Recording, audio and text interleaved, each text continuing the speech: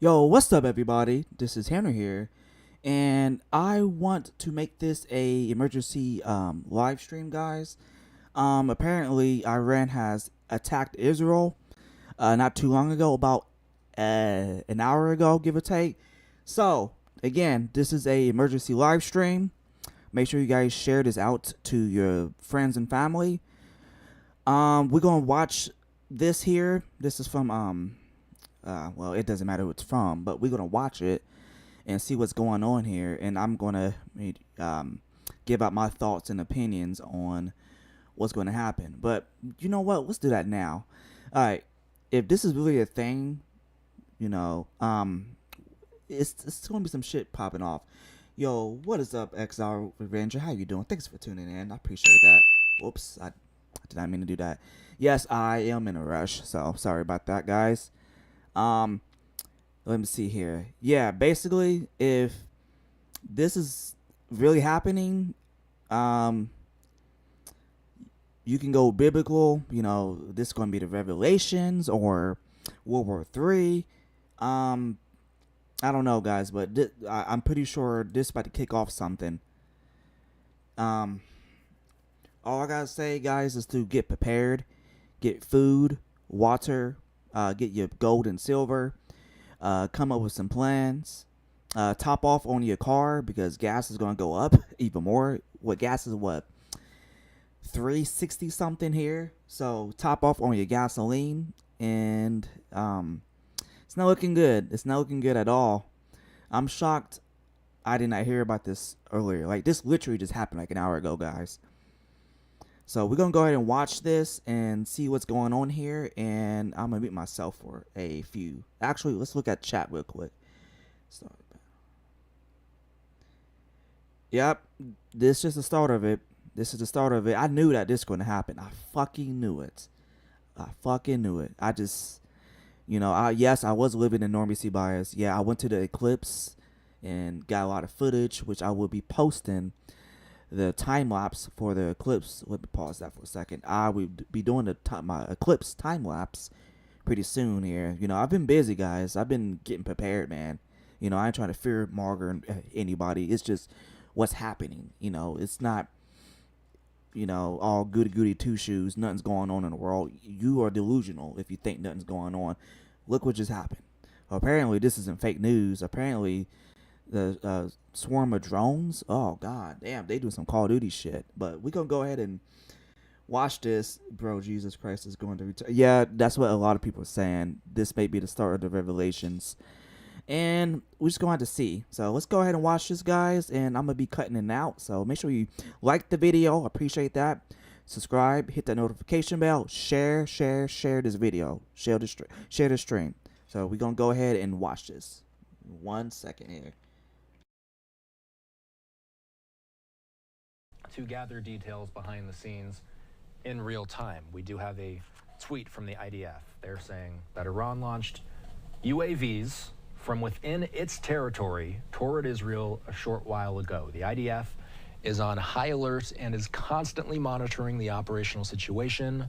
The IDF Aerial Defense Array is on high alert, along with IAF, that's their Air Force, fighter jets, and Israeli Navy vessels as well. So, again, we will reiterate, the Israeli military right now is saying that Iran has launched a number of drones toward Israel.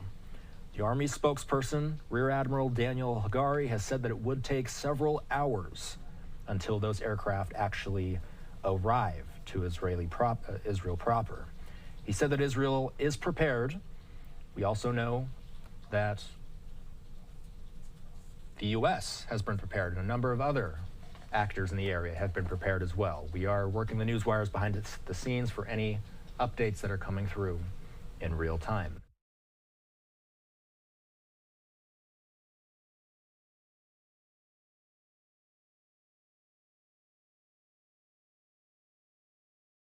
So as this breaking news filters into our newsroom, more details hopefully to come soon.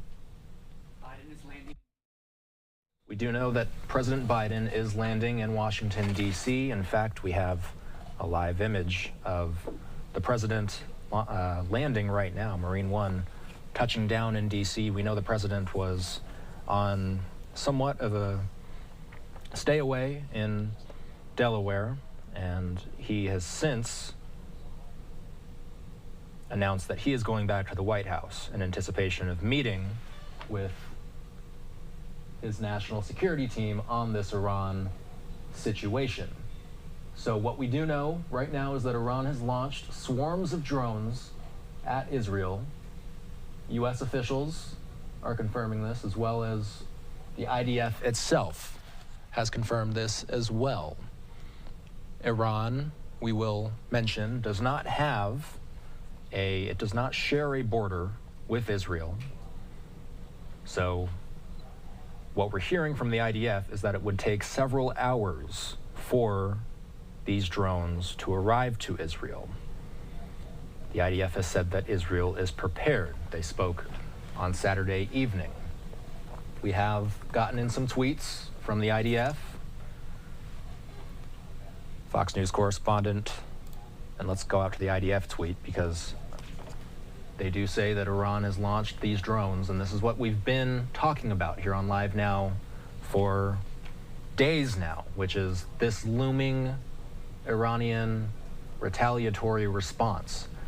Again, all we know for now is that UAVs have been launched in the area toward Israel.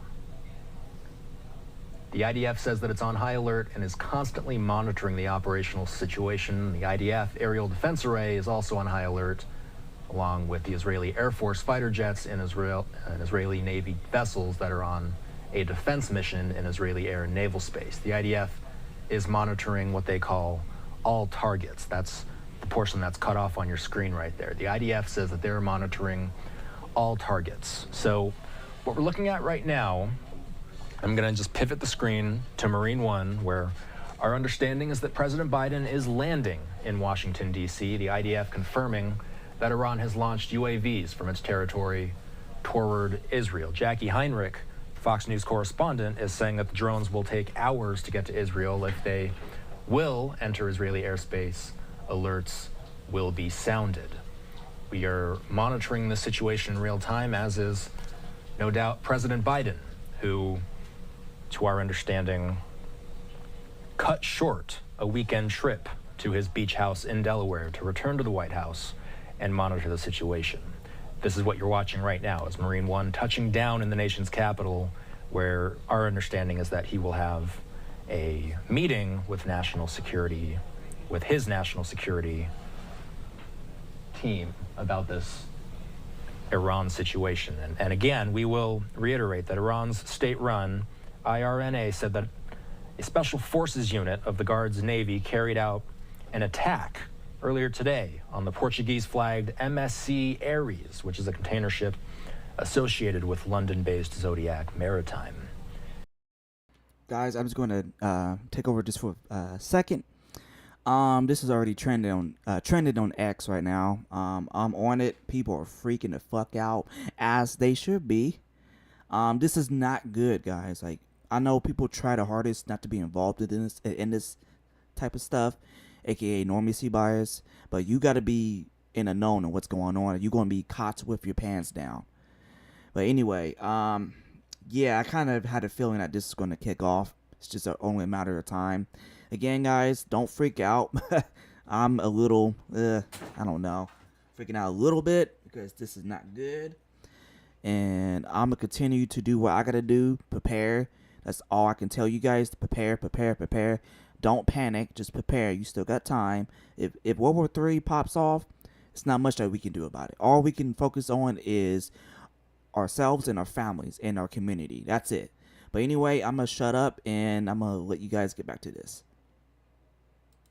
Our understanding is that he just landed in Washington, D.C. He will make his way to the White House, where he will meet with his national security team.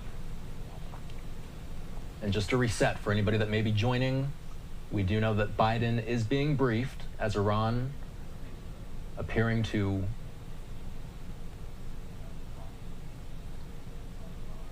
kick off what we will call for now the beginnings of an attack. We've been expecting some sort of retaliatory effort And it looks like we just lost our feed of President Biden, so we will pivot instead. We do have this alternate angle of the president arriving. The motorcade stepping up to Marine One. We do have eyes on the Middle East tonight. Here at Live Now, we do rely so often on these live images that come through our Fox News Edge partners and Associated Press affiliates, as well as Reuters affiliates. This particular look is looking at southern Israel. We do have another feed focused on Tel Aviv. Finally, this is northern Israel, what you're looking at right now. So all reports at this time lending to the idea that it will be several hours until this swarm of drones arrives in the immediate vicinity of Israel. The Israeli military does say that Iran has launched a number of drones in their direction. The Army's spokesman, Rear Admiral Daniel Hagari, said that it would take several hours for those aircraft to arrive. So he said that Israel was prepared. The IDF did speak Saturday evening. Israel has been on heightened alert since an airstrike last week that killed 2 Iranian generals in Syria. That's really what kicked all this off. When those 2 Iranian generals in Syria were killed, Iran accused Israel of being behind the attack and vowed revenge. Israel has not commented on that attack. They have not specifically taken credit for it, but all of our analysts, all of our experts say there's really nobody else in the area that would have been capable for that type of attack. Again, while we look at these live images out of, and this particular one that you're looking at is northern Israel right now. We are. For the people that's tuning in, I appreciate you. Make sure you please share this around and like the video. I appreciate it. Just arriving in Washington, D.C., where he will meet with his national security team about this ongoing potential attack. That's what we know so far, is we should say that there is drones on their way. That is how the IDF is phrasing this for now. We are hearing that the IDF has launched UAVs from its territory toward Israel. This is Jackie Heinrich, a Fox News correspondent. She says that the drones will take hours to get to Israel. So what we know so far is that these drones are on their way. We don't know exactly when they could arrive. What we do know is that they're on their way and that it could be hours before they arrive. White House National Security Council spokesperson Adrian Watson has said that the crew was made up of, and again, we will reiterate that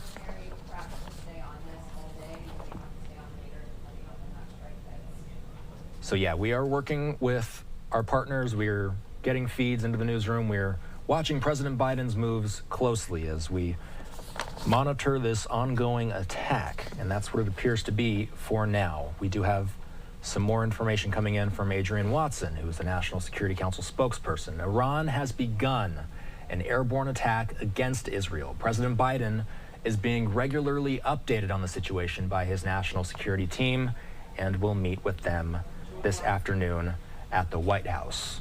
His team is in constant communication with Israel, with Israeli officials, as well as other partners and allies. This attack is likely to unfold over a number of hours. President Biden has been clear. Our support for Israel's security is ironclad.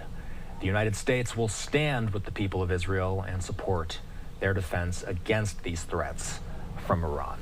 So getting some information from the National Security Council. We've been hearing from, and let's go to President Biden's motorcade. We're watching as the president arrives in Washington, D.C. Our understanding is that he cut short a weekend vacation. All right, I'm gonna cut in again. Guys, you got to realize that there's a big divide between liberals and conservatives when it comes to who they're supporting. You know, the Palestine and Israel. I don't support either of this because I'm in America. This should not be our issue, but we are making it our issue ourselves. And get ready to face a lot of protesting. Probably tonight, actually. Probably tomorrow. Be ready to encounter a lot of stuff. Like, shit's gonna pop off, guys, regardless.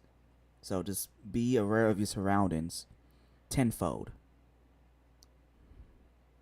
Does some sort of direct attack look like? This has been the question that we've been asking our analysts, our experts, so often, and we just lost this feed from the White House. Let's move to an image of southern Israel. This is southern Israel. We do not believe that any sort of actual artillery will reach Israel in the immediate time here. Our understanding is that it could be hours before we actually see this swarm of drones arrive to Israel. Iran does not share a border with Israel. So from what the IDF is saying right now, we could be in for an hours-long operation. Of course, the Israeli military has been preparing for an attack. The big question so far has been, what type of attack simply will this be? We know that Iran has been threatening, whether it be a direct attack from Iran or whether it be an attack through Iran's proxies. Iran does have a number of proxies in the region, including Hezbollah in southern Lebanon. They've been doing that tit-for-tat fighting for many months in northern Israel and southern Lebanon. Another Iran-backed group is the Houthis in Yemen that have been causing all kinds of economic trouble. It even resulted in the sinking of a ship in the Red Sea. We've been watching as the Houthis have been disrupting trade and really causing all kinds of nuisances as a result of this ongoing conflict between Israel and Hamas. Hamas itself is an Iran-backed proxy. So what we've been waiting to see is how exactly will Iran's retaliatory response be carried out? Will it be through the proxies? Would it be through entities like Hamas, through Hezbollah, through the Houthis? There's also Iran-backed groups in Iraq and Syria as well. We are going to be joined by Dr. Alon Burstein momentarily here. He will be joining us to discuss and assess what we know about this breaking situation out of the Middle East. Just to reset for people here, here's what we know so far. The Israeli military says that Iran has launched a number of drones toward Israel. The Army's spokesperson, Rear Admiral Daniel Hagari, said that it would take several hours for the aircraft to arrive. He said that Israel was prepared. He spoke on Saturday evening. Israel has been on heightened alert since an airstrike last week killed 2 Iranian generals in Syria. In response to that, Iran accused Israel of being behind the attack, and they vowed revenge. Israel has not yet commented on that attack. It is the overnight hours right now, if we're talking Israel time, roughly midnight right now. So we are watching these live images. What you're looking at right now is southern Israel. We have another feed out of Tel Aviv. Let's pull that up. This is the live look at Tel Aviv. This is the live look at northern Israel. We know that UAVs are on their way to Israel. We do not know exactly where they're targeting. All we know so far is that the Israeli military has said that Iran has launched a number of drones toward Israel. And if we could, Caleb, can we rewind and get the 3 tweets from Adrian Watson again? Because we are hearing a little bit of information from the National Security Council. So here's what we heard.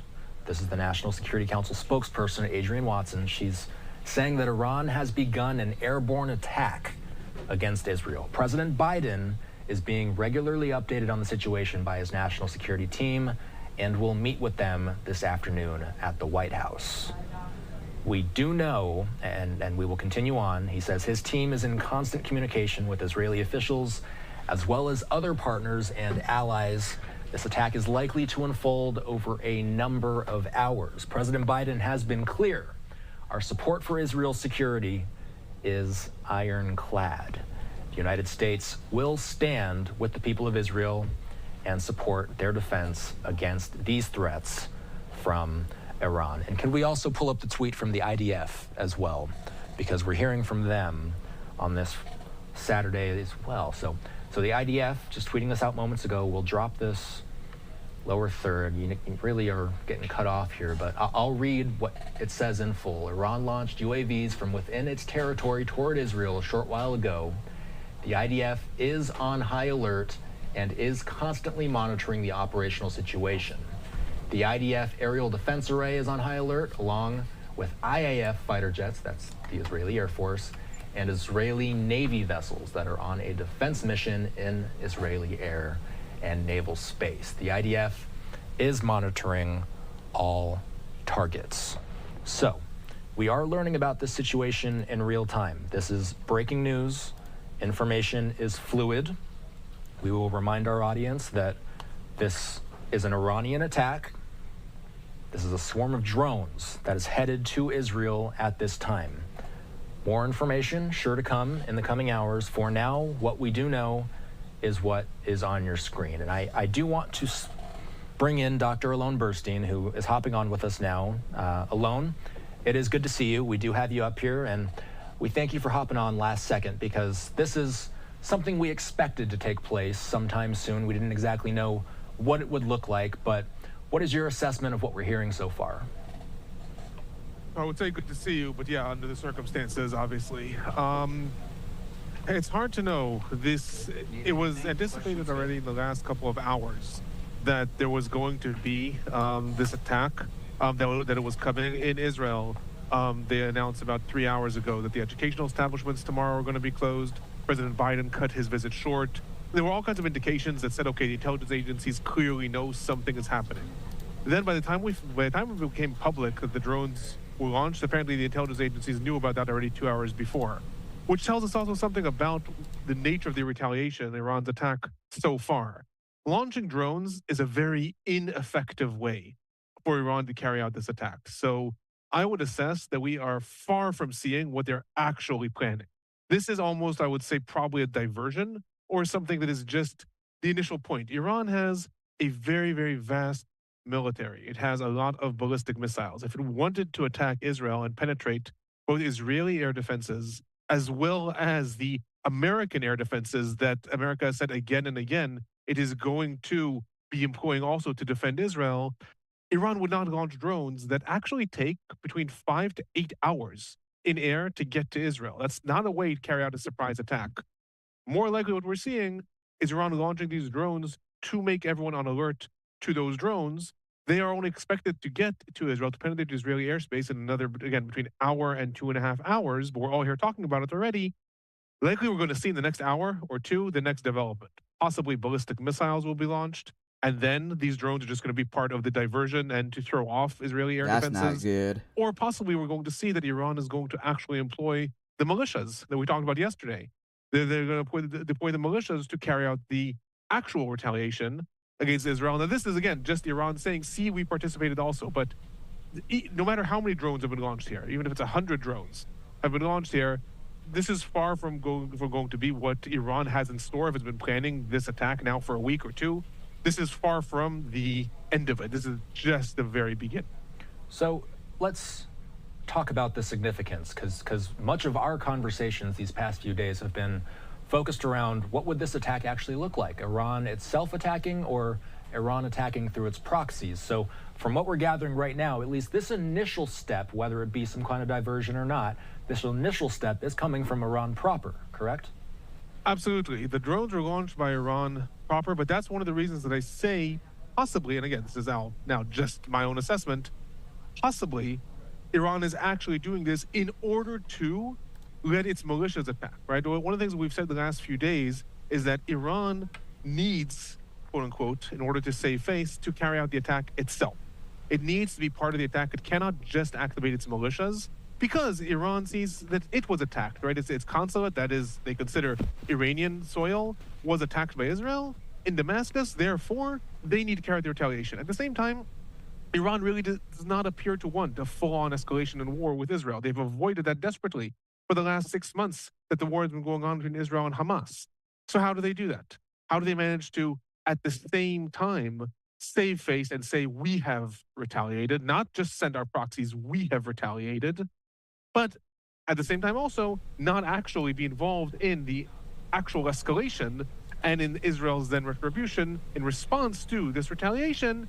This may be the way they're going to do it. It may be that they are going to launch drones. Maybe one of them will manage to penetrate airspace out of the dozens that they've launched, maybe not. But this may be like the first wave from what will then be a major attack by the militias. And then Iran can say, yes, yes, yes. The militias are the ones that carried out the real ballistic attacks and launched missiles, etc. We launched the drones. That may be. It also may be that in the next hour, Iran's going to launch a barrage of missiles too. But the fact that they launched these drones first is, to me, some indication that obviously this is a part of a bigger strategy that we're going to see throughout the night, because this cannot be what they actually were planning for the last week. They're far smarter than that. So what we're looking at on your screen, this is southern Israel. This is what we're watching right now. And let's make it, again, obvious to the viewers. We are not expecting any sort of artillery to make its way into these live images anytime soon. All the sources right now are saying it will be hours before anything reaches, at least what we're talking about so far. You're a historian, Alon. Give us some context of where Iran is in relation to Israel. Can you give us a geographic idea of where these drones are coming from and how long it'll take them to arrive in Israel proper, if that's where they're headed? So Iran, I don't know if you could actually, maybe have someone there pull up a map, but I'll just say Iran is to the east of Israel, and it's not next door. You have Jordan and Syria and Iraq. I mean, again, depending where it's coming from, Iran, that will be in the way. Jordan, historically, has always made sure that they are not caught in the middle in escalations between Israel and anyone to the northeast of them. When there was the first Gulf War in 1990, 1991, Iraq was firing missiles into Israel, and Israel was threatening retaliations against Iraq. Jordan said, our airspace is closed to all sides. Any single plane that goes over our airspace is going to be shot down. Jordan did the same thing here. 3 hours ago, Jordan announced that their airspace is closed as of 11 p.m. So that's one of the reasons that I'm saying that this is an ineffective way to actually carry out the attack, because wherever these drones were launched from in Iran, right, that information I don't have. Iran has bases all along its western border and its eastern borders, but in our case, we're talking more likely along its western borders, because that's closer to Israel. Wherever they were launched from, they do not have a direct path to get to Israel. It's either they would have to go through Jordan, or they're going to end up bypassing through parts of Iraq or parts of Syria, all things that Iran is capable of, but all things also that can be intercepted by Israel and by the United States, which is why this is obviously the beginning of something larger. It is going to take, according to estimates again, depends on the drones, obviously, that are launched, but it is likely going to take between 5 to 8 hours from when they are launched, because drones don't fly at the same speed of planes. It's going to take between 5 to 8 hours between when they are launched and until they reach Israel. Now, the latest estimates that I saw are that Israel, so here, if we have the map up, so Israel is there on the eastern parts of the Mediterranean. You see the Sinai Peninsula, and then when you see the Gulf on the other side, that's the Straits of Hormuz. Yeah, exactly what's in the middle of the screen right now. That is where Iran is. So it's a long way, and you have Jordan and Iraq in the middle. So it's a long way to get there, which is why if Iran wanted to carry out a surprise retaliation, they would launch their fastest possible ballistic missiles. They would launch their planes to come through Iraq and Syria in order to get to Israel. Launching drones at this point either is a diversion, or it's just an initial attack to say we did something, but really what's coming is coming from the militias. So that's what we're expected to see. Where you're moving the mouse down below, that's closer to Yemen, and that's also where the Houthis are. So Iran could have done this from all kinds of different places. The fact that it's coming from Iran itself tells us a lot. First of all, it's important to note, this is the first time that Iran has actually attacked Israel. Whether these drones make it or don't make it, the fact that there's an attempt is the first time. There was 2 or 3 years ago, there were a couple of rockets that were launched from an area in Syria, and it was claimed that it was actually the Iranian militia, the Iranian army. But that was not something that was done by the Iranian army proper. It may have been done by different affiliates and possibly Iranian soldiers. This is the first time Iran, after 30 years of threats, has actually launched an attack on Israel. What's important for the larger context of the Middle East is the outcome. The fact that these drones have been launched unto itself does not require, quote unquote, Israel to retaliate either. The launching of the drones, again, is right now a retaliation. Israel carried out the attack in the Iranian consulate in Damascus, which of course into itself is a retaliation to other things of the militias, right? This is a spiral that's going on for 6 months. But if, let's just say, purely hypothetical, very unlikely scenario, these drones are all shot down, and that is it. Iran says we tried, maybe one of the drones managed to penetrate and targeted an IDF base, and even caused some damage. That is not going to be enough to make Israel, quote unquote, to launch now a retaliation into Iran and spiral the region into a war. In turn, if these same drones, through some mechanism of diversion or failure of Israel's air defenses or something like that, end up destroying an IDF base or targeting Israeli civilian infrastructure, killing civilians, Israel might be enticed into response. Israel might say, okay, it's not going to tolerate this from Iran without a retaliation. And unlike the sort of proxy war and shadow war that has been going on for years between Israel and Iran, where each side does something but does not take responsibility, is not this, we may end up waking up tomorrow or, seeing in a few hours, an Israeli attack on Iran. Israel has a lot of targets that it would love to bomb in Iran. It has Iran's nuclear research programs. It has the places it's developing ballistic missiles. For Israel, if it decides to retaliate, it's not going to take Israel like it took Iran a week or two to decide that. That retaliation will happen tomorrow. But it vastly depends on if damage is done from this, or if this remains more in the symbolic side of Iran launched the drones, maybe some ballistic missiles, but no actual damage was done, and that's it. When was the last time that Iran actually carried out any sort of military activity by itself? Again, let's forget the proxies, but when was the last time we saw Iran carry out any type of offensive? So Iran was very involved. This is not so much military activity, but its military was involved in suppressing the Syrian civil war. The Syrian rebellion sort of was launched in 2011. In 2012-13, the Assad regime was losing. By 2014, ISIS was coming up, and Assad looked like he was not going anywhere. But what happened is both Russia and Iran sent actual troops into Syria in order to suppress the rebellion. So in that sense, it wasn't really Iran fighting a war, but it was Iranian troops that were active. With that, Iran has been mostly involved over the years in proxy wars. But that does not just mean militias. It means carrying out activity that does not escalate into a war. Not last month, 3 months ago, I think, there was a border incident between Iran and Pakistan that involved different militias on the Pakistani side that are fighting the Pakistani regime.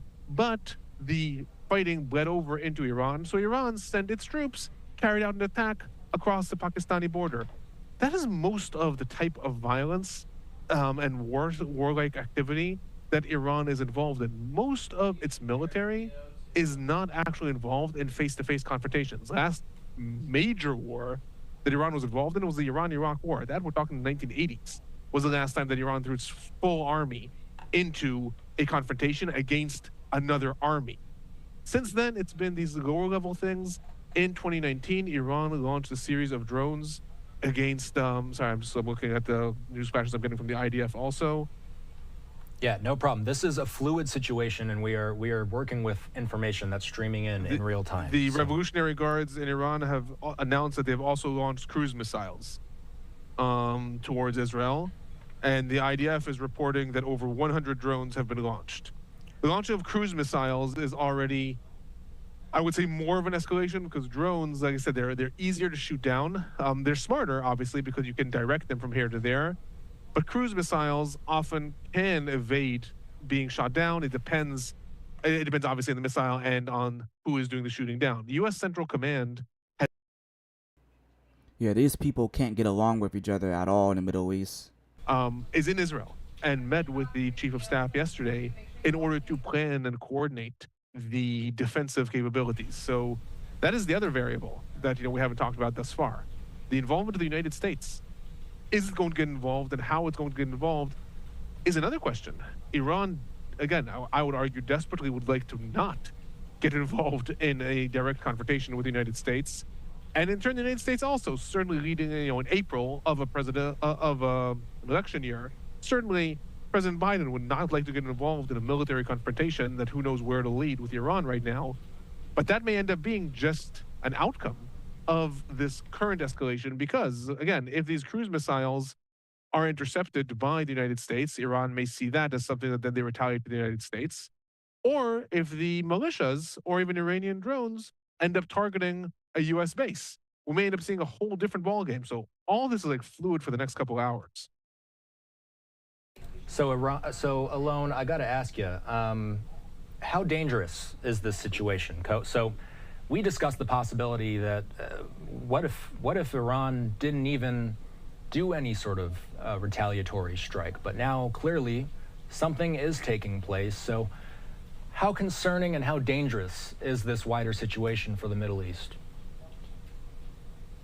I mean, I keep on saying it remains to be seen because really right now it's up to two factors. It's up to what else Iran is launching on the one hand. On the other hand, it's up to Israel and the U.S.'s capabilities of stopping them. Because like I said, the mere fact that an attack has been launched unto itself in some circumstances could be enough of a justification for Israel and even the United States to now launch a massive counteroffensive against Iran. However, there are a lot of other factors that are going to lead both Israel and the United States to take pause, to not say, well, Iran has started the war, they've launched this. The fact that they're launched and they're in the air, that's enough for me. And I am now launching my retaliation. We're unlikely to see that. Israel is very, very embroiled in the situation in the Gaza Strip. In the West Bank, there is what is a, forgive me, but relatively minor situation where a 14-year-old Israeli settler was killed yesterday, but there's also now settler attacks that are happening against Palestinians. That's minor compared to the whole Middle East, but that has the potential for explosion within the West Bank and all of a sudden getting the Israeli Defense Forces, the IDF, busy in the West Bank. Also, if Israel does launch an attack against Iran, likely we are then going to see Hezbollah launching its full force against Israel. Hezbollah is an Iranian arm, and it is primed and ready to respond to any attack against Iran. So Israel's not going to be gung-ho in saying, okay, they've launched this offensive, great. Now's the opportunity, let's go and attack Iran. We're unlikely to see Israel doing that. At the same time, if Iran does throw more in, if the cruise missiles that they're launching now also are a diversion for another cruise missile attack coming from Yemen or from a different direction that ends up targeting Tel Aviv, or if the missiles penetrate Israeli defenses and U.S. defenses and, strike at the parliament, at the Knesset, or strike, manage to actually destroy an Israeli Air Force base, strike at the airport, or things like that, at that point, Israel is going to respond. Like I'm saying, the main element is not so much that they war launch, that is obviously the big headline, but what this will mean for the Middle East, what this will mean for where things are going in Make sure you like and share the stream. I appreciate it. the United States, in Iran, in Yemen, possibly in fighting Hezbollah in Lebanon. It may also end up involving Syria. When the war first began, Israel and the United States both said that if Hezbollah enters the war, they're going to target the Assad regime in Syria. We could be looking at an explosion of the Middle East, but it's so much of it depends on what damage is actually done. The mere launching is not enough. What damage is done in the next couple of hours is something that we need to watch extremely closely, because that is not only going to affect the Middle East, it's also going to have a profound impact on the way the war between Israel and Hamas, which is what we usually talk about, is being run. Because I will just say one more thing: if Israel does end up involved in now a much bigger war in the Middle East involving Hezbollah and involving Iran, no one should make the mistake to think, therefore, the situation in Gaza will calm down. On the contrary, if that happens, probably all hell will break loose in terms of Israel invading Rafah, because Israel is going to want to try to placate Gaza quickly. Until now, it's been holding up, not invading Rafah until civilians are evacuated. It has tried to assert some sort of governance in at least the central parts of the Gaza Strip. If the IDF ends up busy, quote unquote, elsewhere, Israel's not going to just say, okay, I guess we're pulling our forces out of Gaza. On the contrary, they're probably going to say, we're now taking a week, finishing whatever we want to finish in Gaza in order to move on to the next thing. So it's scary in terms of what the potential of this is, but it really depends on what the outcome of this attack is. So let's connect the two things. So we were just speaking about the Israel-Hamas war. This attack is from Iran. You and I speak about this stuff so often, it's obvious how all of this connects, but can you lay this out for folks who may not follow this as closely? Why does an Iranian attack have a connection to the Israel-Hamas war? So Hamas is a Palestinian organization. It was established in 1988 with its main aim being the destruction of Israel in the name of a combination of Palestinian nationalism and Islamist jihadism. That's their mandate. They became allies with Iran already in 1991.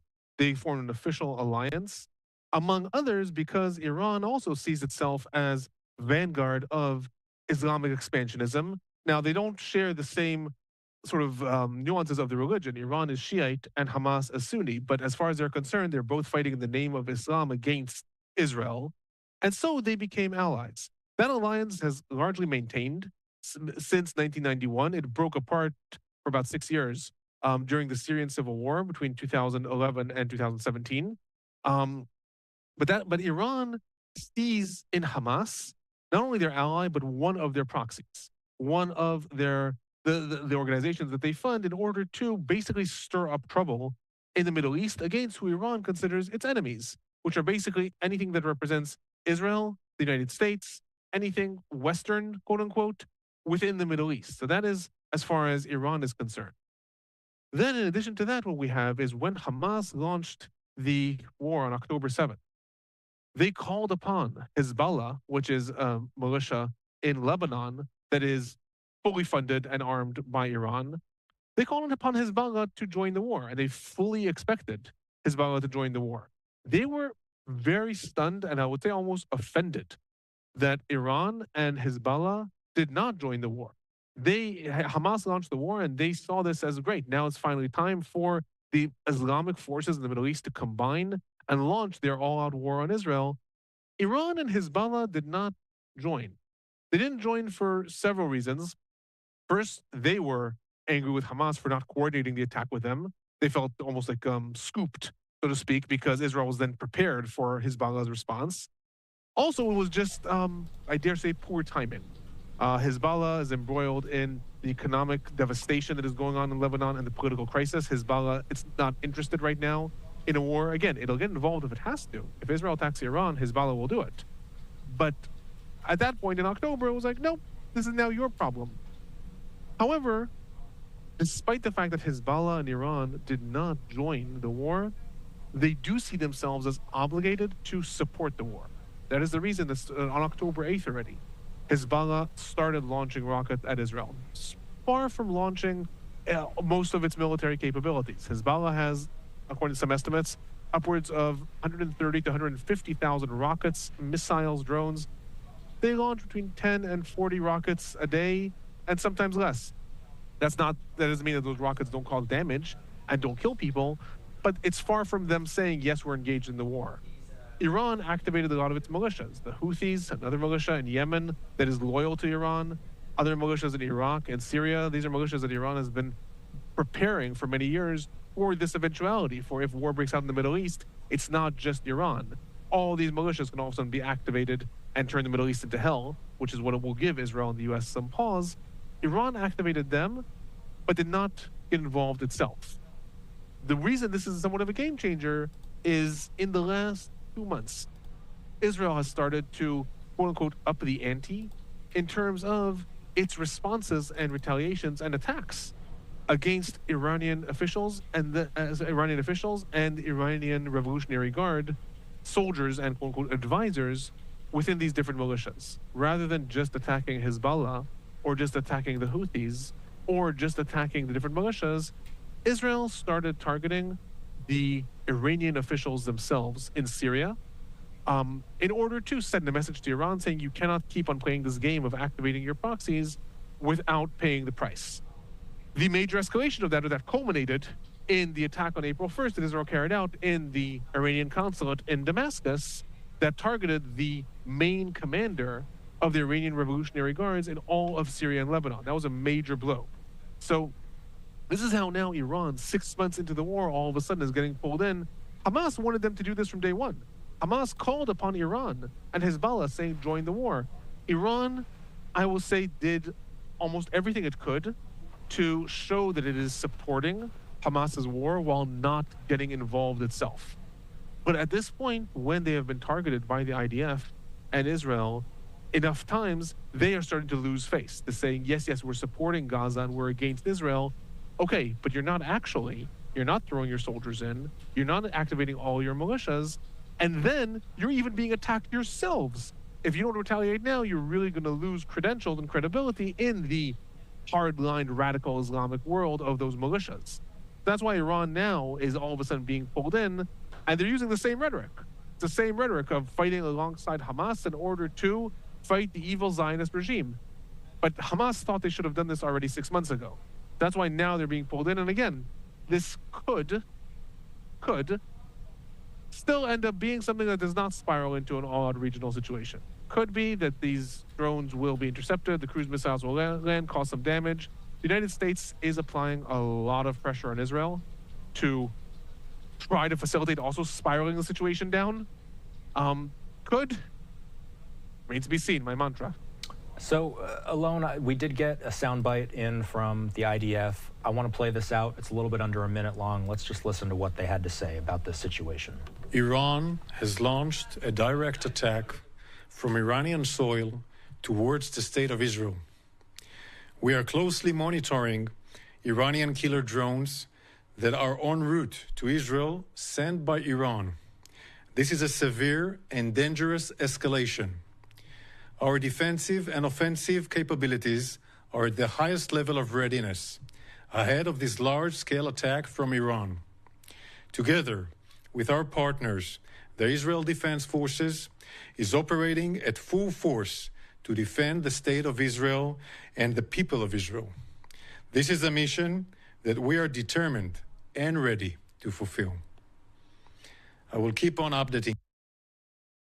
So I don't think there's anything too surprising that we heard from those quick comments from the IDF alone, but I will continue to go through some of the live images that we have here. This is northern Israel. This is what we're staring at right now. Northern Israel.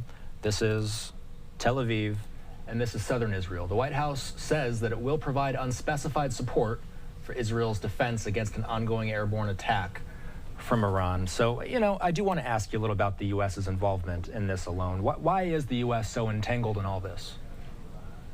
So there's several different facets that are involved. First of all, the United States has been a longstanding ally of Israel. I mean, the two countries have an alliance that goes back, many decades. And so that's just reason number one. It started, during the Cold War, and it started with the alignments between Egypt was allied more with the Soviet Union, so the United States allied more with Israel. This is now talking about the 50s and 60s, but from there, the relationship really flourished. And there's a lot of reasons for the internal political reasons in the United States.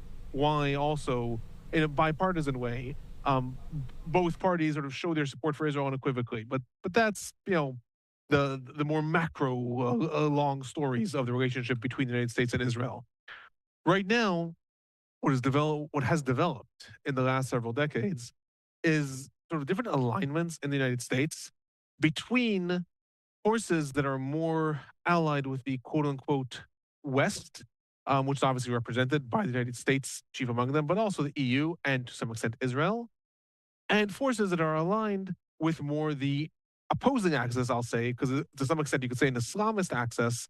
But once again, it's a combination of Shiites and Sunnis, so it's not always clear who's on the other side, right? Theoretically, the other side of the Western forces in the Middle East would include both Iran and ISIS and Al Qaeda. True, but Iran is a mortal enemy of ISIS and Al Qaeda. Even though they're both Islamist, Iran is Shiite, Al Qaeda and ISIS are Sunni. So they don't get along and they attack each other more than anyone else. So it's hard to say who the other axis is, but we could say a broad range of Islamist forces. With that, the United States has become more and more involved as leading the quote unquote pro Western side. The United States has not only deepened its alliance with Israel over the years, it has also deepened its ties with Jordan, with Egypt. Saudi Arabia is a very, very critical actor also. That on the one hand, the rules within the kingdom and the laws within the kingdom that's run pretty much as a theocracy are very conservative and very sort of empathetic towards Islamist ideals. But the actual leadership is actually much more pragmatic and a lot more aligned with the quote unquote West. So, with that, the United States has sort of pulled these countries more to its side. But as a result, the United States is also more involved and embroiled in the different fights that these countries are in. Saudi Arabia, for example, has been at war with the Houthis since 2014. The United States was not really involved in that, but when it comes to the Houthis attacking Israel, when it comes to different sides aligning themselves when the Middle East starts spiraling. I'm gonna pause it for a quick second. Give out my opinion on this. Well, a little bit of this. First off, I don't think we should be involved, us Americans. We have a lot of problems here in America, like a lot, like a border, inflation, recession, etc. You know, we just need to deal with our own people, our own stuff. But I digress. I'm just a random well, I ain't random, but I'm one person out of millions. So, I mean, it is what it is, guys. You kind of get what you vote for. Like, even if you vote Republican, like, they're in on it as well, unfortunately. Conservatives and all that. Trump, if he gets in, you know, of course I'm going to vote for him, but if he gets in, I'm not delusional, you know. He's not going to fix our problems at all. He may not even fix half of our problems in this country. But if he does not get in, that movie Civil War that just came out, yeah, we're going to be seeing that in real life. That's going to be popping off. So, yeah, again, we need to stay out of this. We got a lot of shit going on in our country. These Democrats and Republicans, both parties, they don't fucking care. The politicians, the rich, they got bunkers and everything. If World War III happens, guess where they going? They going in a little, well, not little, but they're going down in their bunkers. While we end up like the motherfuckers, you know, the fuckers from mutants and shit from Fallout 4. They don't care about us. Same for like Russia. Like all these politicians don't care. We are the peasants. If we don't pay our fucking taxes, guess where we go?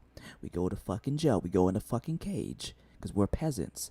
We need to wake up, and we got a Second Amendment for a reason, guys. All right, we got a Second Amendment for a reason. Stop being a little bitch. Stop being a coward, and wake up and start doing what you got to do, man. Because eventually, it's going to start affecting you as a whole in your family, and you're going to start to get uncomfortable. That's why America is the way it is. Everyone is too comfortable. If you take that comfort away, yeah, bye-bye. Like, it's going to be bad. People's going to revolt. It's going to be a rebellion, etc. If you take that comfort away from Americans, shit's going to hit the fan. Shit's already hitting the fan, but like, it's not the movies. It's going to take time. So, evidently, well, I mean, not evidently, unfortunately, we may have to go, World War III may have to pop off in order for society to, you know, fix this shit, you know. But if we don't use nukes, though, but if we do use nukes, the rich people are going to be fine. It's just, it's us that's not Americans don't have any bunker, like, you know, well, Americans do got bunkers, but the government, I mean, the government has not installed any bunkers for its citizens in America. Russia has, Finland has, Sweden, a lot of Europe, etc., has bunkers for the citizens. In China, I think, too. We don't have any bunkers here. So if shit pops off, it's going to be a lot more dead Americans than anywhere else, unfortunately. But anyway, guys, where we at? 55 minutes. Yeah, I'll keep streaming this for a bit longer and see if anything pops off or not. I am about to get ready to go eat something, but I'm gonna get ready to I'll just leave this playing, guys, and if something pops off, then I'll just rewind and go look at it. But anyway, I'll be right back, guys, in about 20 minutes, and yeah, just wow, this is crazy. Again, like, share, subscribe, guys. I appreciate it. Thank you. As of half an hour ago. But the airport is obviously a very desired target.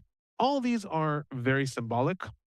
That's another thing, though, that will tell us something about it, the extent of escalation that Iran wants. If Iran maintains the attack to be focused on military targets, as in Air Force bases, or even just Air Force bases, or even just IDF troops or deployment or things like that, or even the airport under the excuse, so to speak, that it's a military target because also Air Force, Israeli Air Force launches from there. That is something that still, again, if that were the case, then the United States could pressure Israel to say, look, you attack their consulate, they attack the air bases, you can afford to not retaliate and not lose face. In turn, if the missiles and drones try to strike civilian targets, and then you have a slew of other targets that would be valuable. Anything from the main economic sectors in Tel Aviv and Ramat Gan, to religious sites in Israel that are holy to Judaism, to all kinds of other symbolic facets, then that would also tell us if they strike at that shows us that Iran wants a larger escalation. Because Iran knows that there's no way that they're going to strike civilian targets and possibly cause a lot of civilian deaths in Israel and not receive the wrath of the IDF in response. So, we'll be smarter in a couple hours. And it looked like we had an audio interruption there alone. We can't thank you enough for hopping on last moment here. We are going to continue, obviously, following the situation as the hours progress. We will be learning more, and we will be in touch soon. Thank you for your assessment. We'll talk shortly. Take care. I'll see you within a few hours. Thanks. Absolutely. All right, Alone. Thank you. So let's, in the meantime here, let's just reset. We just got a lot from Alone. Alone is a very knowledgeable person. He has studied this stuff for decades. I will again reiterate, we're looking at a few live images here. One is a live view out of Tel Aviv. This one, and I misclicked here. This is southern Israel. This is Tel Aviv.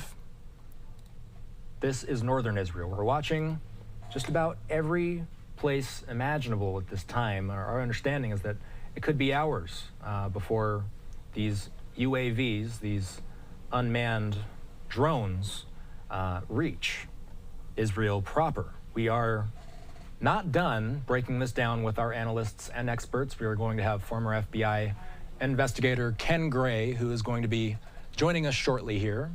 We are going to be having him on within the next 5 minutes or so to give us his assessment of everything that is breaking down in the Middle East right now. So I'm going to take this opportunity while we set up Ken Gray.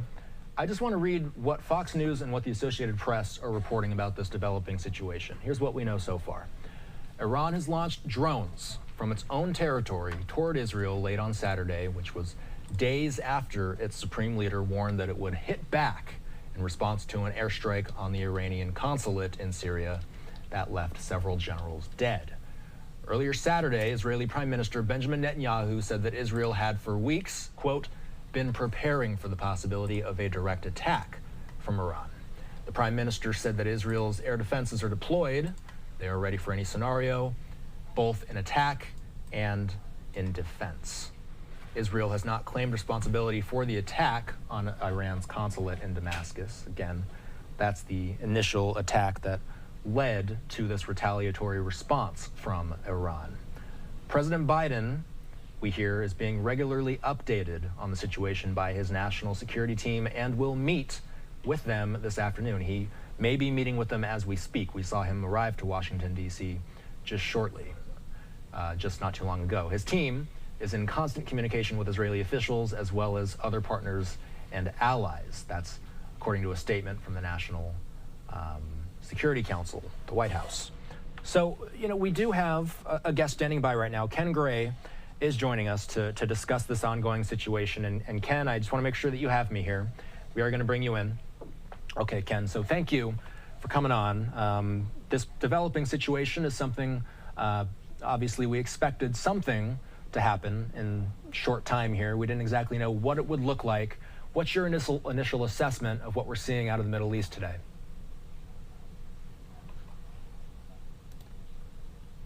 Beginning of something, but we don't know if the drone strike, the intended drone strike here, is going to be the entirety of the attack, or if it will be just the first wave, or it will be a combination of drones and missiles at the same time.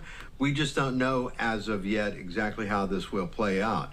Two possibilities. One is that this is a symbolic attack on the part of Iran, showing that they are taking action in response to the attack on their embassy in Damascus, and that the drone attack will be the entirety of this attempt.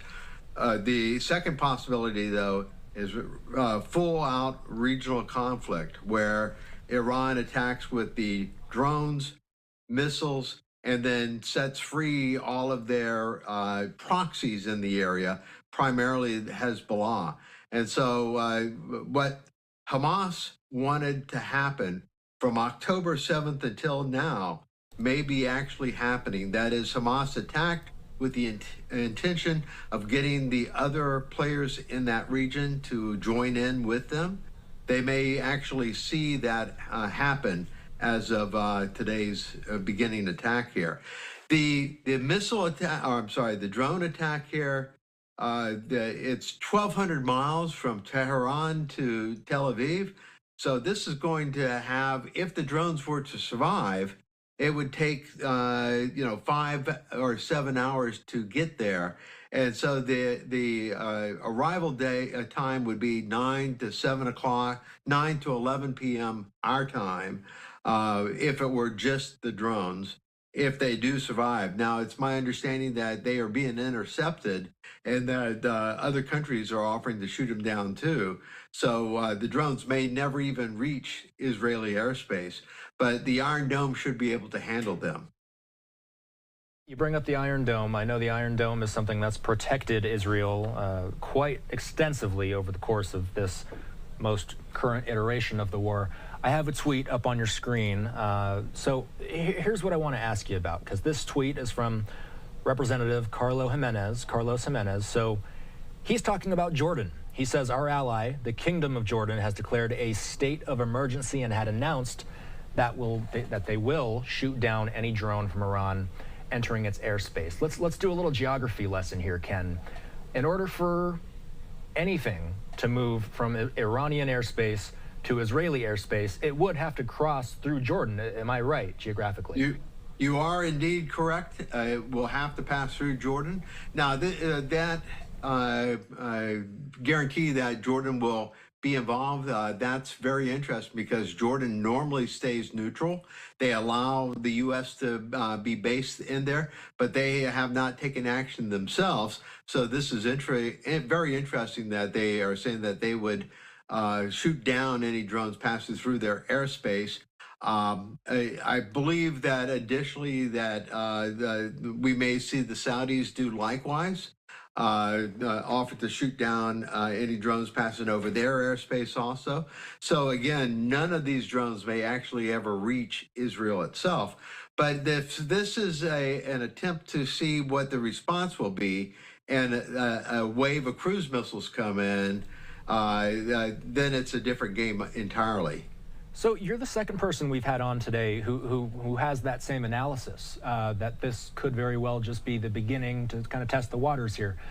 What makes us think that way? Is there a historical precedence for something like this taking place? It's not historical precedence, but what it is it's just logical that the drone strike itself is not going to do much damage. The drone strike itself can easily be handled, but if it is an attempt to draw the Israelis out, to have them concentrating on that they'll not be ready for the missile attack, then that makes the missile attack much more, the cruise missile attack much more possible to get to their intended targets. So Ken, we're getting another tweet in. Let's pull this up. This is from the Prime Minister of Israel's office. So Prime Minister Benjamin Netanyahu, let's pull this up in full. So Netanyahu is currently convening the war cabinet. This is not a surprise, but I got to ask a guy like you, what sort of discussions are they likely having in this room now that they at least have some sort of idea, at least, about how Iran is starting this attack? Yeah, so they are trying to decide where to move IDF forces at, to position them in the event some of these militias get involved. If Hezbollah moves from only launching missile attacks into Israel, if they actually try to move some troops across the border into Israel, IDF will want to be pre-positioned for that. So one of the things that will be being discussed is positioning of IDF troops, moving them around to be ready to handle this. Now, they've had several days. They've already moved some of these troops. So this may be just to see their readiness posture to deal with this kind of a threat if it actually materializes.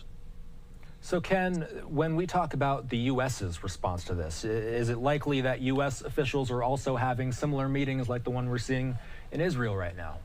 So in the Eastern Med, there's the carrier battle group that is there, and they've moved ships closer to shore that are anti-missile defense ships. And so the Navy is ready to support Israel in whatever capacity as necessary, and their strength in this area is both the defending against missiles and also their combat air readiness. They can launch combat air coverage to support Israel at a moment's notice. So I would not be surprised if they already have aircraft up on CAP stations, combat air patrol stations, ready to be launched towards any type of incoming threats. So Ken, the initial reports that came out said that drones were headed toward Israel. UAVs were also included in some of the reports. What comes to your mind? Because I think the word UAV or the drones can be used for a number of things. What comes to mind when you hear that? What type of vehicle, what type of equipment are we talking about here? Yeah. So the Iranians have been the ones supporting the Houthis, providing the drones to them. They have several different classes of drones, but these are unmanned aerial vehicles that carry missiles on board, and they are relatively slow compared to aircraft, but they are capable of traveling this distance and capable of launching missiles once they get into the area. And consequently, they are a threat, but they are a far lesser threat than cruise missiles coming in by themselves. They travel much higher speeds. I want to ask about Iran's proxies, because this attack is what we're hearing, at least from initial reports. This is coming from Iran proper. So can you give us the distinction? You and I, we follow this war very, very closely, but there may be people tuning in who don't follow every single day in, day out of how this thing has been going. So can you differentiate between an attack coming from Iran proper versus its proxies, which is usually what we talk about, like Hezbollah, like Hamas, like the Houthis? This one is coming from Iran proper. What's the significance of that? So this is the first time that we've seen Iran in this particular situation actually get engaged with Israel directly. So this is unusual. Perhaps the earlier taking of the ship The Ares earlier, that in itself was an action by Iran against a ship that is owned by an Israel, or at least operated by an Israeli businessman. But this attack by launching drones and perhaps following it up with cruise missiles, that will be a direct attack by Iran on Israel. To date, Iran has been operating through its axis of resistance, that is using militias all across the area there of Iraq, Syria, and into Lebanon, and also the Houthis down in Yemen. The Hamas is considered to be part of that axis of resistance, as is the Palestinian Islamic Jihad. Inside of Iraq and inside Syria, the Quds Force, which is the Iranian equivalent of special forces and intelligence, they've been directing the activities of some of these militia groups, but these militia groups are not totally under the control of Iran. They give them directions, but they are able to do attacks on their own, or they are able to change the type of direction that they are receiving. So when we see if the proxies get involved, it'll be interesting to see whether it is just Hezbollah or if it is Hezbollah plus militias out of Syria and or out of Iraq. I think it's important to make this connection because we talk so much about the Israel-Hamas war. People might be tuning in and hearing about an Iran strike. So can you make the connection for us? Why is it that an Iran UAV strike has a connection to the Israel-Hamas war? What are the connections, and why does it matter in that war? So the most recent event that is requiring Iran to take this action is Israel's attack on Iranian embassy there in Damascus. And so as a result of that direct attack, on which killed, by the way, the general that was in charge of the Quds Force in that area, and has greatly reduced their capability of having impact in Syria and in Iraq because of the loss of the leadership. This is equivalent of when the United States attacked General Soleimani. This is a similar level of attack. But Iran all this time has been supporting activities by the proxies throughout this axis of resistance, supporting Hamas. But Iran is Shia, Hamas is Sunni Islam, and consequently they are supporting them, but they are not fully supporting them. But now they are being brought, because of the attack by Israel against the embassy in Damascus, they may actually be involved in a direct conflict with turning this into a regional war. Hopefully this will be tamped down, stopped from becoming a regional conflict, but that was what Hamas wanted from the very beginning. They believed that when they did the October 7th attack, that they would be joined by other countries in the area to attack Israel. So this is all part of Hamas's plan, but Israel attacking the embassy in Damascus may have put this into play. I got to ask, what was the significance of that attack in Damascus? Who exactly was targeted, and what was the significance of Iran losing that person or people? Yeah, General Medhadi and his deputy commander were both killed in that attack. There was an additional general that was killed in the attack, and several leaders of some of the proxy groups, all killed in the Iran embassy in Damascus. This is where the direction of the Quds Force was operating out of for the proxies in that area. And by taking out the leadership figures there, their ability to control the proxies in that area was greatly diminished. As you continue to watch this unfold in the Middle East, I'm curious, Ken, what comes next? What are you going to be watching for next? This is our first introduction into this retaliatory strike we have been waiting for.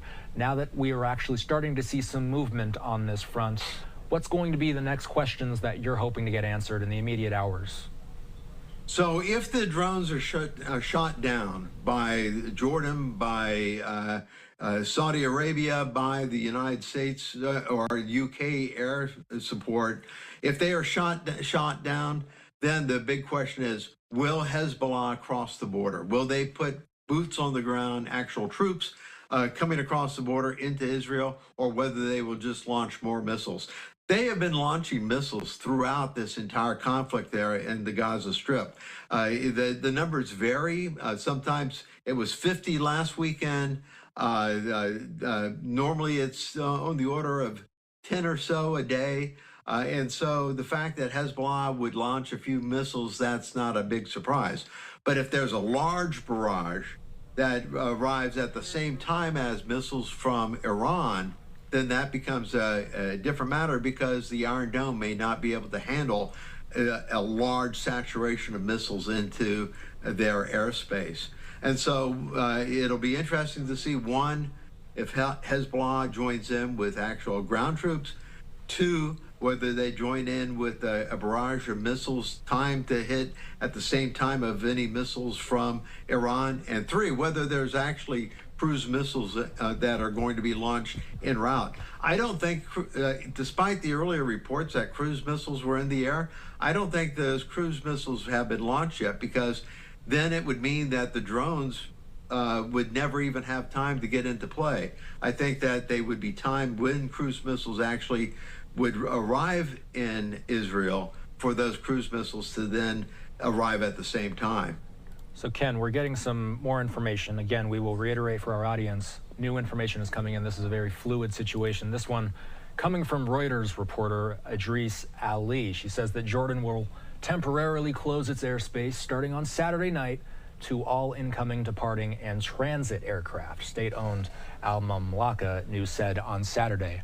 I do believe there was another tweet from Reuters as well as this one. We had two updates from her, I believe. She also says that a number of drones were seen flying from the direction of Iran over Iraq's Soleimania province, three security sources told Reuters on Saturday. So we're not, exactly surprised that we're hearing that the Jordanian airspace is being impacted by current events. But you were kind of mentioning in depth there how these proxies work. And I got to ask, because the proxies have been a topic of discussion ever since October 7th. The ones that come to mind, and the ones that so many of us have learned more about since October, were the Houthis in Yemen, Hamas in Gaza, we will say Hezbollah in Lebanon, and then there's also affiliates in Iraq and Syria as well. Ken, are any of those particularly powerful? Are any of them considered to be the lead proxy, or do they all share that? Hezbollah is by far the most powerful of all the different proxy groups in this area. And Hezbollah has always been the direct proxy for Iran. Iran provides training, they provide weapons, they provide money. By the way, Iran is flush with money because the United States allowed Iran to have access to funds that they had seized some time ago. And so instead of making $8 billion a year off of their economy, Iran has $87 billion to use to support all these activities. So it's not surprising that we see a lot of Iran-based equipment in the hands of some of these groups like the Houthis, because they are flush with cash that the United States provided to them. Now, something that we've not talked about that is a real threat here is that Iran has been developing nuclear weapons. We don't know the development stage of those nuclear weapons, but Iran, if it has nuclear weapons, it would, in my opinion, would be only a small number at this point. They've not had time or the capability to test any of those to show that their designs would actually work, but they did have time to do the enrichment to get the nuclear material and would have time to make a few nuclear weapons. And so the question is whether or not these would come into play. Israel, on the other hand, is known to have nuclear weapons.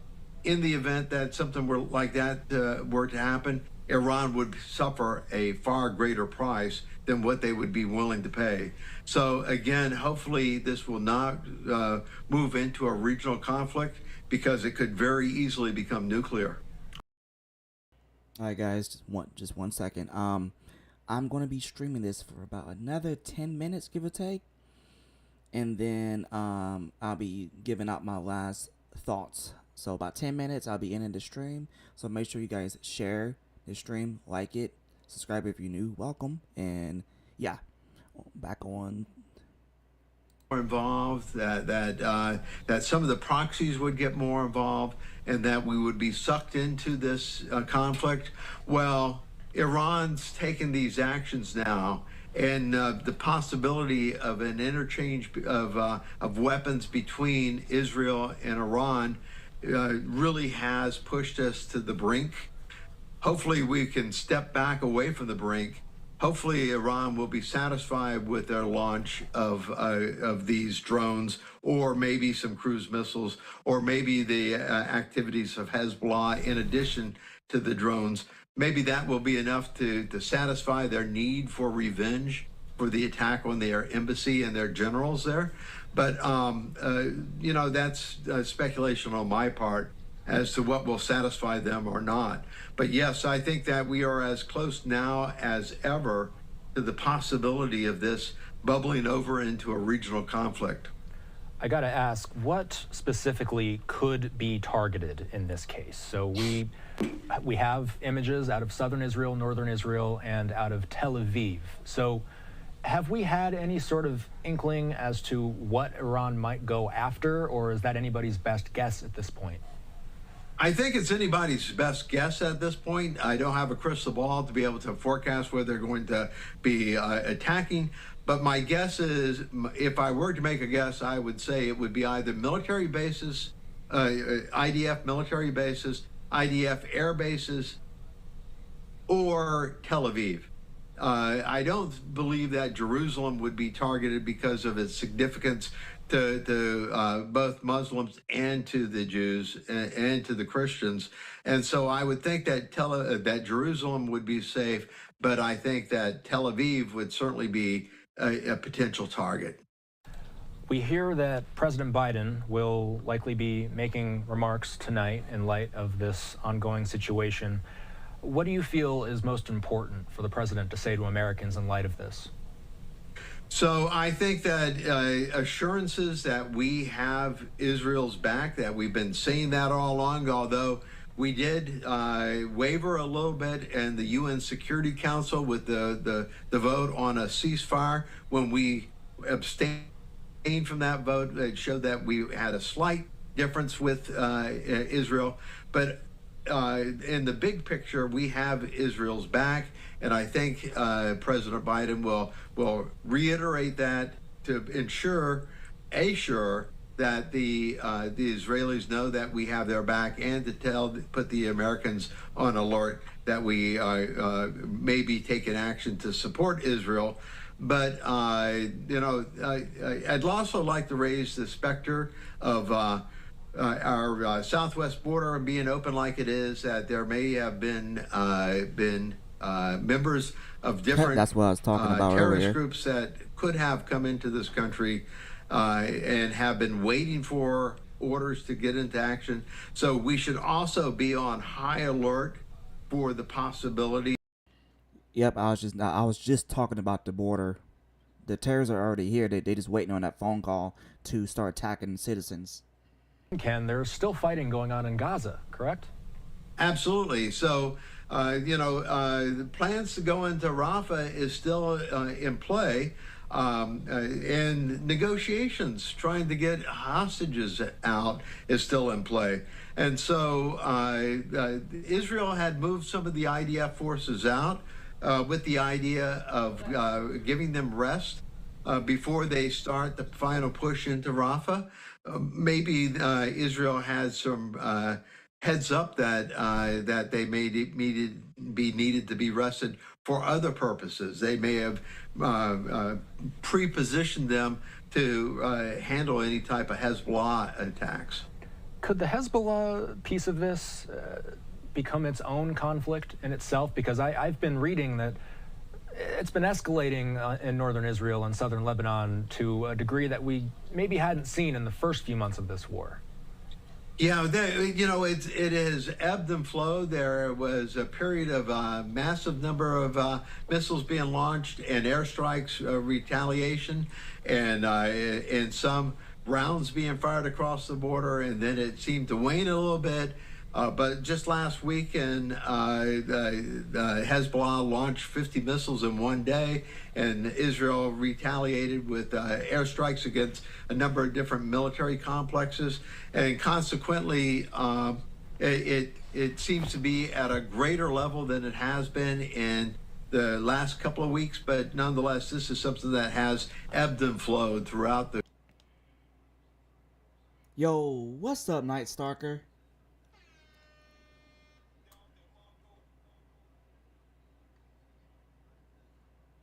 How you doing, man? Appreciate you for tuning in. You know what? Let's do that down the marker again. Let me mute this for 1 second and give you a down the marker for tuning in. Down the marker. There we go. That's what I'm talking about. Yeah, I'm gonna be streaming this for another 5 minutes, give or take, before I can give my computer a break and before I can make some phone calls. And if anything else happens, I'll stream again. But I just want this to be like an hour and a half stream. That's it, not too long. But again, I appreciate you. Make sure you smack that like button, share the video. Appreciate that. All right, I'm gonna shut up for another 5 minutes.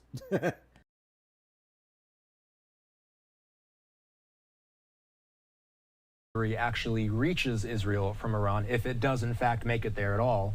What are you looking for in the following hours? So the big question in my mind is that in response to this launched drone attack, what is Israel going to do? That is, Israel has received an attack by Iran. It may be interdicted before it actually arrives in Israel, but Israel may feel compelled to escalate either against Iran directly or against some of the proxies. So I think that is another thing that the United States may be weighing in on, is trying to keep this from becoming a regional conflict, is that there may be back channel communications going on right now between the United States and Israel, trying to keep them from escalating into a regional conflict.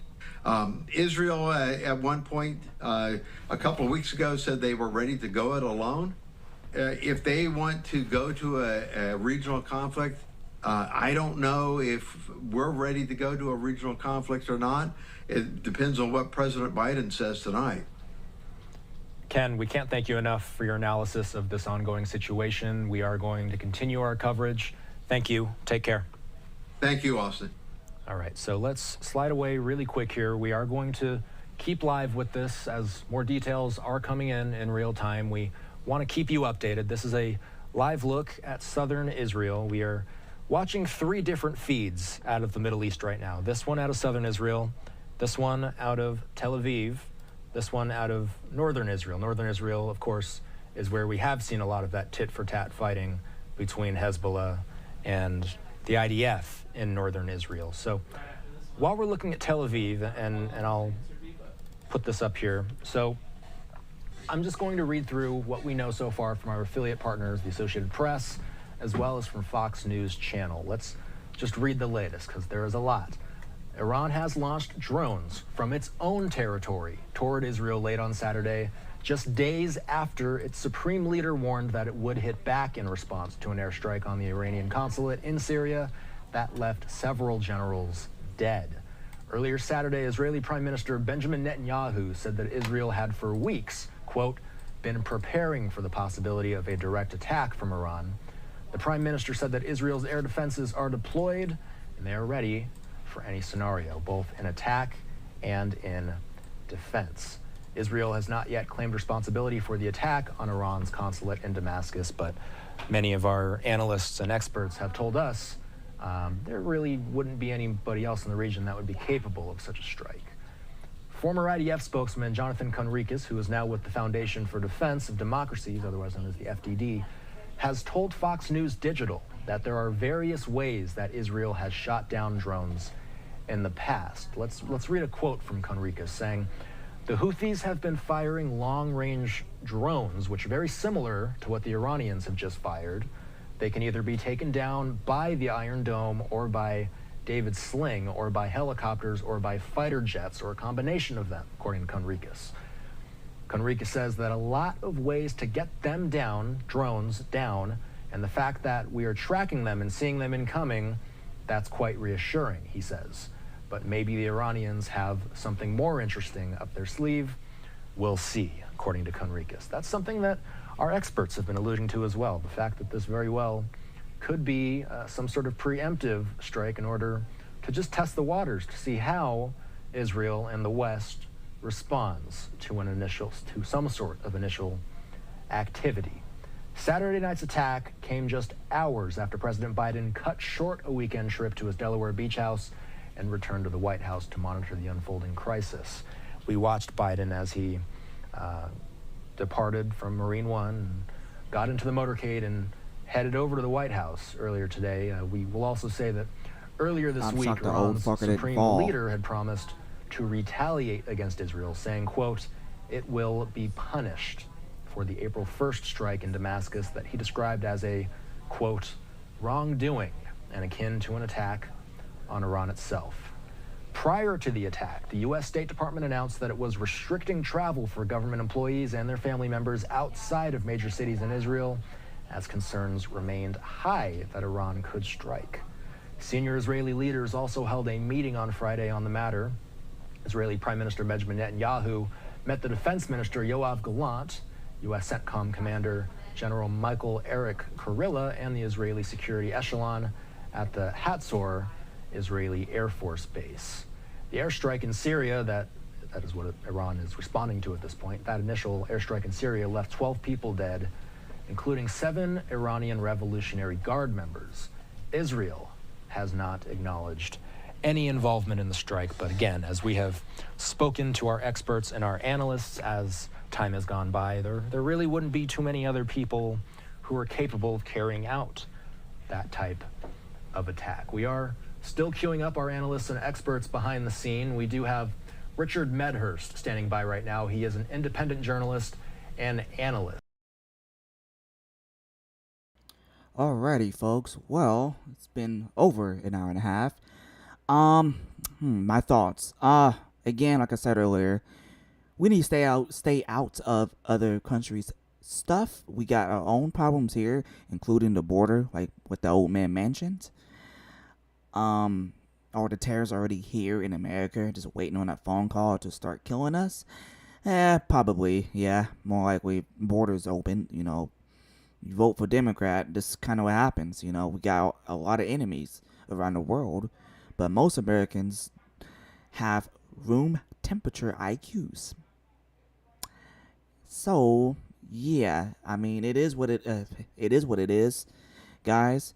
All I can tell you is to pay attention to everything, including the news, credible news sources, though.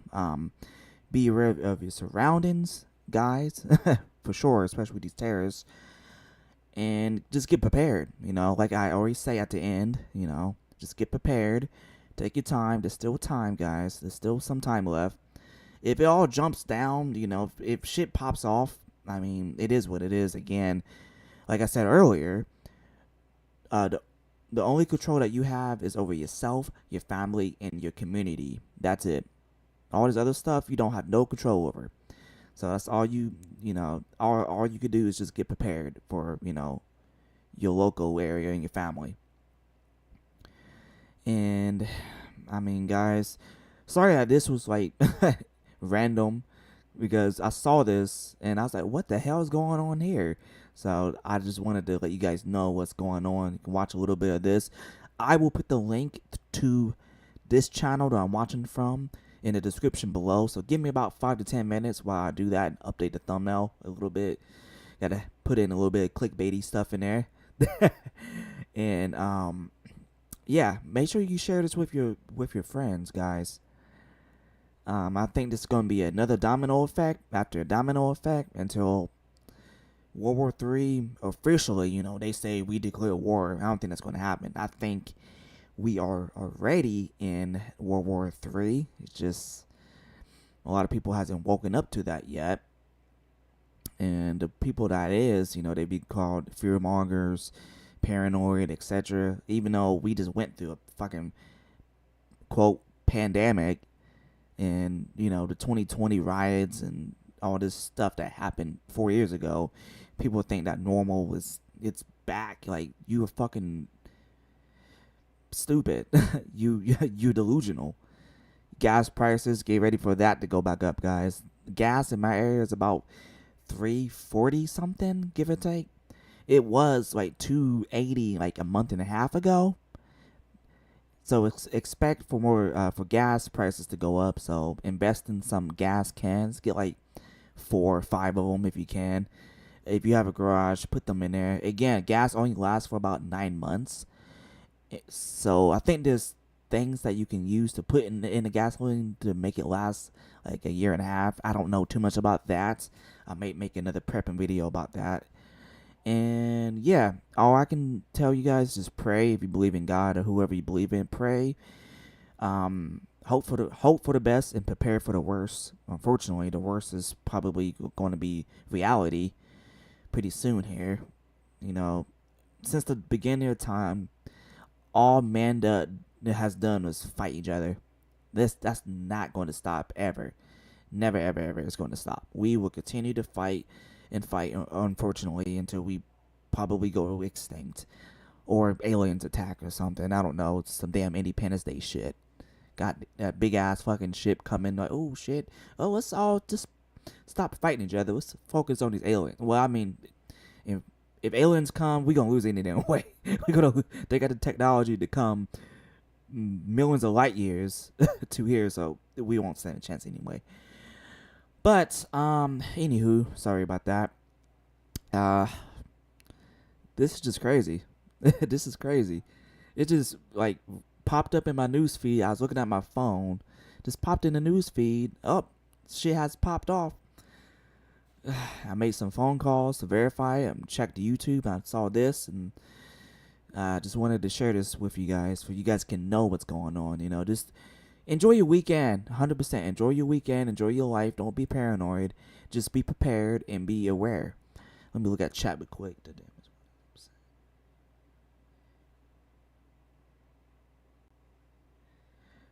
Yeah, man, guys, the election year is gonna be spicy.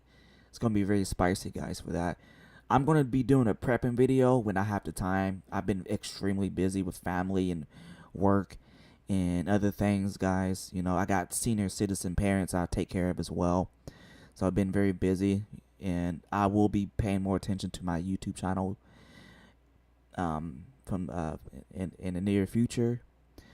But when it comes to the election, I mean, we still got some time. Biden gets back in, you can kiss this country goodbye. Well, you can kiss America that you know of goodbye. You can. Inflation is going to be a thing even more. We're technically already in a recession. Like, they may not say it, but you know, I keep an eye on all of that. You know, the stocks. You know, a dollar. Precious metals. I keep an eye on all that shit. Crypto. That's why I introduced silver and gold to the channel, for people can put their money, that fake fiat currency, into hard assets. Precious metals has been a currency for 5,000 years. Gold and silver has been a currency, will always be a currency for 5,000 years. This paper money that we have hasn't even been a thing for that long. It's not going to last for too much longer anyway. So, you know, I'm not a financial advisor, by the way. You know, it's just something that you should be doing as a human being. You need to be investing in other assets. Land, land, real estate, crypto, stocks if you know what you're doing, precious metals, etc. There's so much to do in America. You should not have no excuse not to have any money. Like, also, you need to save. At least have 3 to 6 months worth of, what your rent is or utilities are, etc. Have at least 3 to 6 months of that on standby just in case you get fired from your job, or some shit like this pop off. You get laid off or something. So anyway, guys, if you guys got any questions or anything, make sure you be asking them now, because I'm about to get in the stream. And I'm gonna make a couple more phone calls. I call my relatives and I let them know what's going on and everything, just so they can know what's going on, not to freak out and shit. Just know what's happening. That's it. There's no point freaking out and breaking yourself. Like, again, there's nothing that we can do about this. We need to stay out of we need to stay out of this. It's not our business. We need to get our country together before we go into a fucking economic collapse. It's fucking stupid, honestly. My gas. Wait, what? Oh, hold up, the damn heart thing is in the way. I can't even read that. You said $49, or is it? What? Hold up. Let me look at chat through my phone. Give me a second here. Let's see. Up. Oh, whoops. I did not mean to do that. Okay, let me see what you're talking about. Oh, okay. Okay. Damn, almost 5. It's Jesus Christ. Yeah, you should have put that dot in between. I was about to freak out. Damn. Wow. Yeah, gas is going to continue to go up, unfortunately, because we get all of our oil from the Middle East for the most part. When the Democrats are in, when Republicans are in for the most part, we go and frack that shit. But again, like I stated earlier in the stream, if you haven't seen it, go back 45 minutes, give or take, and check out what I said. But again, I'm sorry, guys, but Trump, he's not going to be able to save this country by himself. Like, in 4 years, if he gets in, he's not a savior, guys. He's not a savior. It is what it is. If he gets in, he's not a savior. He's done a lot of good and also a lot of bad. Conservatives need to understand that and realize that the government don't have our best interests, both parties, Democrat and Republican. And people need to wake up, man. We got a Second Amendment for a reason, but I'm not going to talk too much about that. Like I said earlier, Americans are too comfortable. Once that comfort goes away, then, that movie that just came out, Civil War, that's going to be reality. And it is what it is if that pops off. Currently, we are, I won't say we're 100% under a tyrannical government, but we're getting close to that. We're getting very close to that because, again, most Americans, they just live life. They go to work, the 9 to 5, take care of the family, and they just don't care. They think that nothing's ever going to happen. But also, they're seeing it happening. It's called normacy bias. Like with the gas, like food. Like everyone go grocery shopping, right? Fucking food is an arm and a leg. Beef, chicken, got all these you got all these flipping diseases in our food. Chicken, cholera, the bird flu, some shit like that. Americans, our food as a whole is fucking garbage.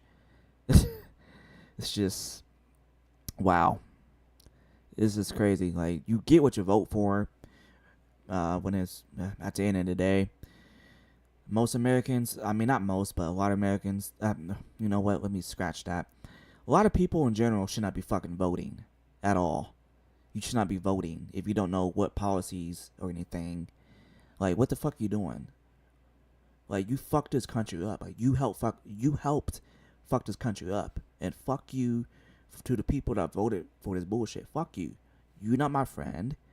You fucking this country up. You are affecting most everyday average Joes. And you seem like that you don't care. Like, the left and the right, it's both parties. At the end of the day, it's both parties. They want war. They want us to be in a war comedy, World War III, for we, well, yeah, for we can get out of this predicament. This, what, 34 trillion in debt? We accumulate a trillion every 100 days. Like, what the fuck is that? What are we spending our money on? Shit we keep giving away to other fucking countries that we should not be involved in with. Like, this is delusional. Like, this is madness. 100% madness. But YouTube, oh, what is he talking about? Ooh, he talk about some Matrix shit. Oh, let's shadow ban him. You got that's going on. Our freedom of speech is going away. They're steady trying to take away our Second Amendment. They got a hard on for that, man. As soon as a school shooting happened, if he's white, the pause, but the dick be bing, pause, but wow. This is just, I can preach to the choir all day long at the end of the day. Preach to the choir all day long. But as long as we, the people, again, let me say slow, we, the people, well, I didn't say more slow, but as long as we don't do anything, sit on our hands, put our fucking head in the sand like a fucking ostrich, then America is fucking done. We're gonna be like China when it's all said and done. We're gonna be like China. You will own nothing. Well, quotes. Sorry about that. You will own nothing and be happy. That's the 2030 agenda, But I'm not gonna keep ranting about all this, guys. It's just I feel like I'm, I know I'm talking to you guys and you guys agree, but everyone says the same shit. I don't want to be one of those guys that repeats what everyone else is saying. But I'm just disappointed. I remember being back in high school. The track and field, cross country. I remember just living my life. I worked out Dairy Queen. Don't judge me. And everything was just fine back then. But nowadays, and everything was cheaper, way cheaper back then too, by the way. 2010, when I was in high school, what freshman year is 2010 to 2011, because I'm class of 2015, by the way. I'm not that old. But anywho, yeah, I'm just disappointed how this country came. Like, I remember, here we go with this, but I'm black, obviously, grew up in the hood and everything like that. I used to be able to ride my damn bike, when I was a kid, in the hood with no issues, no shootings like that, it was a few, but for the most part, I had no problem doing what I wanted to do as a child. Nowadays, you can't do a damn thing. Like, the crime in this country is fucking insane, especially in the black community. Yes, black men do commit 50% of the crimes in the country. Don't get mad at me. It's facts, statistics. It is what it is. I hate even saying it, but it makes us good black men look bad. Law-abiding citizens, black men, look bad. And I be talking my talk on X all the time. I be put my community accountable for the actions. The single parent household, and I can keep going on and on and on. But this is the cause of what's happening in America. Got all this damn degeneracy, fucking stupid rap. Well, not all of it's stupid, but a lot of it is. They talk about shooting each other and robbing banks and beating up women and calling them hoes. Like, the rap music is bad. It's very bad and very degenerate. Very degenerate. Like, wow. But anyway, guys, sorry about the rants. I just wanted to get some things off my chest. I appreciate you guys for listening to my ranting. As a black man, yes, I can say these things, but I think everyone should be able to say it too. I don't think white people should be, silent on these things, in my opinion. And I don't have no issue against white people at all. I grew up around white people. I don't, I used to get called Uncle Tom and shit. I don't give a fuck. Fuck you. But yeah, I have no ill will towards anybody, any race. Unfortunately, our country's divided still to this day because of fucking race. You know, you got these race hustlers on YouTube that be saying that we're oppressed as black people and stuff, and no, that's bullshit. In 2024, you got affirmative action for women and men and black men and stuff.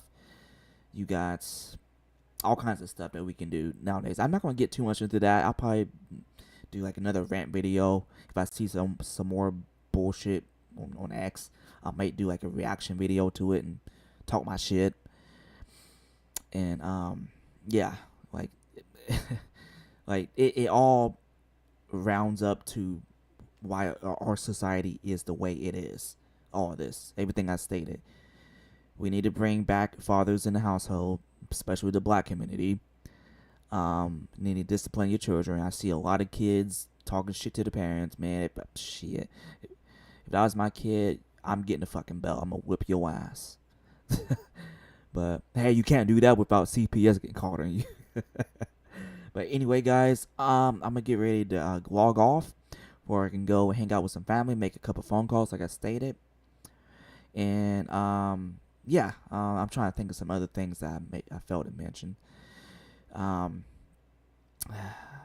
think that's it. I think that's all I gotta talk to you guys about, to be honest with you. Oh yeah, if anything happens with this conflict, I'll stream again and we can watch and see what's going on. Because yes, this is going to affect our daily lives when it comes to gas. That's pretty much it. I hope, you know, if a domino effect happens, it happens. You know, you just gotta get prepared for it. Don't panic buy. And you know, like I said, you still got some time. Well, once you see people panic buy at the grocery stores, it's too late.